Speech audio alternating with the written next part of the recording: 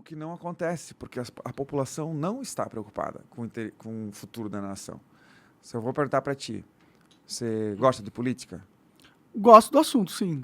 Você quer se candidatar? Nem fodendo. Não quero. Pois é. Geralmente as pessoas não querem se envolver porque não gostam. Ok? Geralmente. Só que isso deveria ser um argumento para elas fazerem alguma coisa e não fazerem. Exemplo, se a tua fossa aqui entupir, você tem que ir lá consertar, certo? Sim. Tem que ir lá arrumar. Aconteceu isso, inclusive, nessa casa aqui. Entupiu o negócio e teve que consertar. Pois é, o fato de ter ido lá consertar significa que você gosta do que tem lá? Não. Então. Mas eu sabia que eu podia consertar. Mas que eu tinha como. Mas você foi lá consertar, arrumou alguém para consertar. Sim, e se alguém. tivesse funcionando como um navio em condições perfeitas, não teria ido lá. Sim, não teria nem me preocupado. Isso. Exatamente isso que acontece com a política. E o que me incomoda é o seguinte: você não tem, assim como ninguém que me assiste, tem um boleto maior do que 50% do que tu trabalha na vida. Que é o que você tem que entregar para os políticos administrarem para você. Sim. E esse 50%, eu estou falando de recurso financeiro, porque tem todo o resto que ele te incomoda, que é a regulamentação, a burocracia, que te proíbe, que te regulamenta, que te algema. Isso. Então, eu não entendo como isso não preocupa as pessoas. E elas até criticam, mas não fazem nada. E que não adianta de bosta nenhuma. Sim. Mas, tipo, eu penso assim, ó. A fossa aqui na minha casa é minha casa, né? Então é algo que é exclusiva e a minha individualidade. Só eu sou o único responsável por isso. Então eu sei que eu consigo resolver.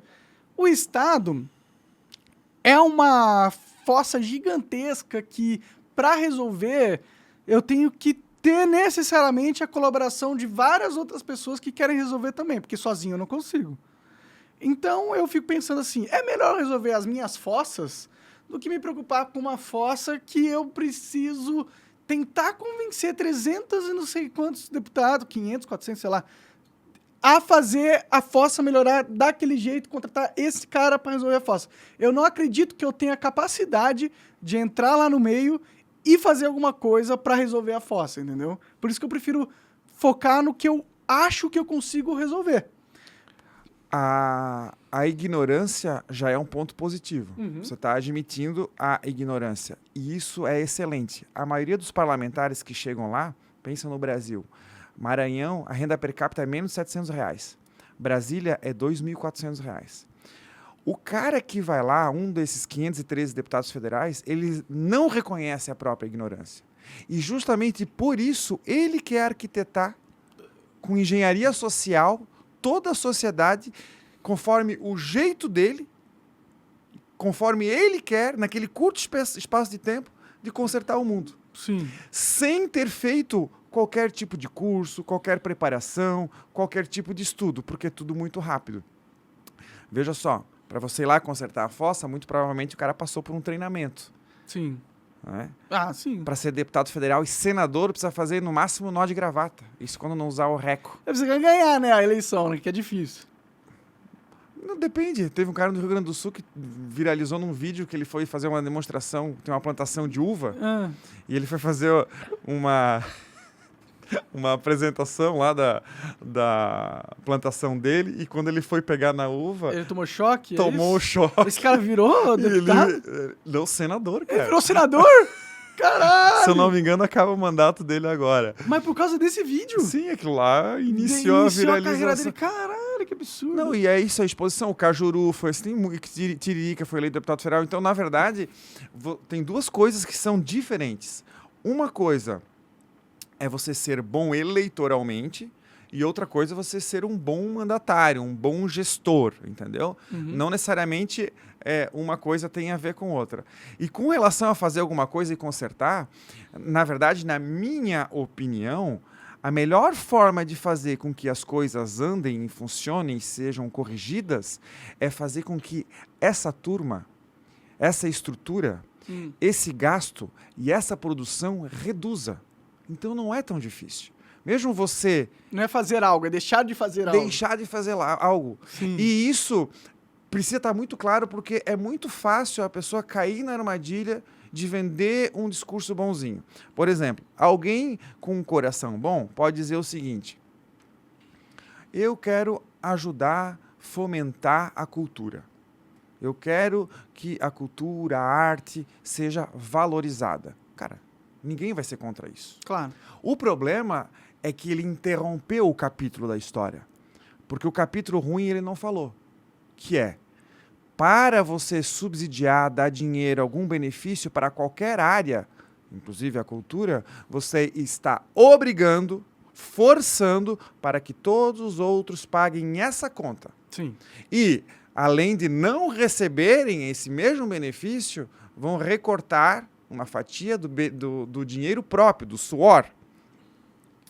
Quando eu vou explicar o que é política para crianças de 4ª série, eu digo o seguinte, que a arte de fazer uma expoliação coletiva, você pega esse volume enorme de dinheiro, bota numa grande sacola, fica com 70%, que é o custo da manutenção, basicamente folha de pagamento. Uhum. Esses 30% que sobram, os políticos escolhem para onde vão mandar e quem vai receber, sem descontar a incapacidade da gestão e a corrupção.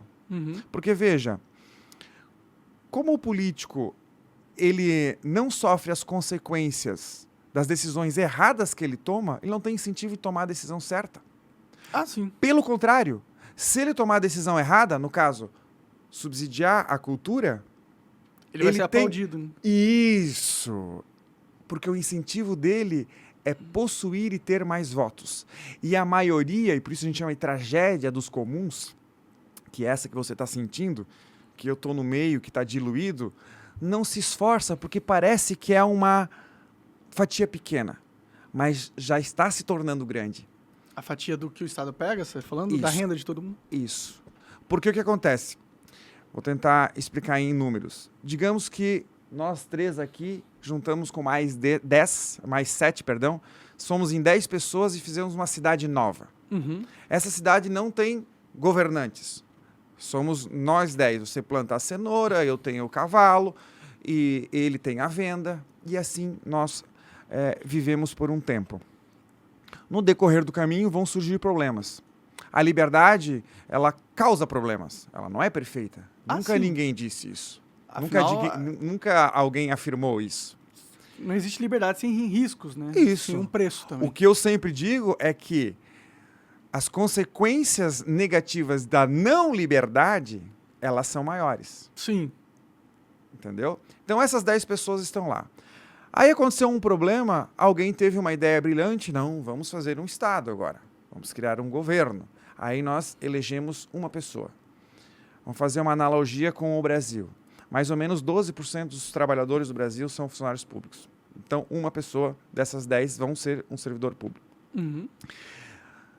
Essa uma pessoa, assim como no Brasil, ela corresponde ao 1% que mais ganha da população inteira. Ok? Uhum. Por exemplo, meu salário é R$24 mil. Menos de 1% da população ganha isso. Ou seja, todo o resto da população ganha menos e paga o salário do governante. Sim. Então, esse custo desse cara vai ser diluído entre os 9. Uhum. Aí, um deles fala assim, você precisa fomentar a cultura. O que o governante vai fazer? Para agradar aquele um, os outros 8, pouco diferença faz e até vão aplaudir, nesse caso. Eu vou lá e dou um recurso para o cara da cultura. A partir daquele momento, os outros 8 vão ter um gasto maior. Sim, porque o recurso tem que sair de algum lugar. Isso. Um outro cidadão falou assim, cara, você precisa ajudar o esporte, porque o esporte ele faz bem e tal e tal. O que aconteceu? Os outros subsidiam o esporte, que é importante. Não acho que seja, não pelo Estado. Não, tô dizendo que pelo Estado. Tô dizendo que o esporte é importante, Ah, a o cultura Estado é importante. Claro. Diluiu para os outros pagantes. Pagantes, uhum. Vai chegar um ponto que o incentivo dos outros também vai ser cada vez mais pedir um incentivo para a sua categoria. Sim. Porque, de verdade, eles vão precisar, porque eles já estão tão esgoelados. Que eles precisam de um alívio. Que eles precisam de um alívio para pedir um recurso. Então, na verdade, vira um circuito vicioso. De lobby.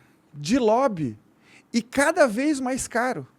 E esse cara, para resolver o problema, que cada vez vai ter mais problema, ele se vende como o cara que vai ser o anjo da guarda e que ele é o cara ideal e que precisa deles para resolver. E a população cada vez fica mais dependente.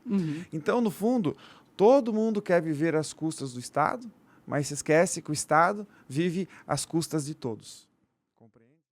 Você acaba de assistir um corte do Monarch Talks. Agradeço demais, mas se você quiser ver o vídeo na íntegra e acompanhar ao vivo todas as transmissões, você tem que ir lá no rumble.com/monarch para não perder nada. Segue a gente lá.